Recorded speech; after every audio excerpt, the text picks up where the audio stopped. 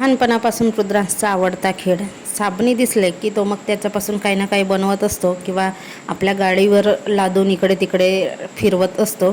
तर मी बनवते आहे स्वयंपाक आणि आज बनवणार आहे अळूच्या कांद्याची भाजी. तर त्याच्या आधी कढई ठेवलीच होती, तर मी इथे कुरड्या पापड थोडे थोडे फ्राय करून घेते. आणि ज्या दिवशी हवा तुफान आली होती त्या दिवशी जे चिप्स बनवले होते त्याचे तर चिप्स एकदम काळे पडतात तळल्यानंतर, कारण ते उन्हामध्ये जास्त काही राहिले नाही आणि वेगळेच ते दिसायलासुद्धा काळेच दिसतात. नंतर गावावरून पानं आणले होते, त्याच्या वड्या गुंडवल्या, तर वड्या शिजलेल्या आहेत, अजून मस्त गरम गरम वापस निघतो आहे वड्यामधला.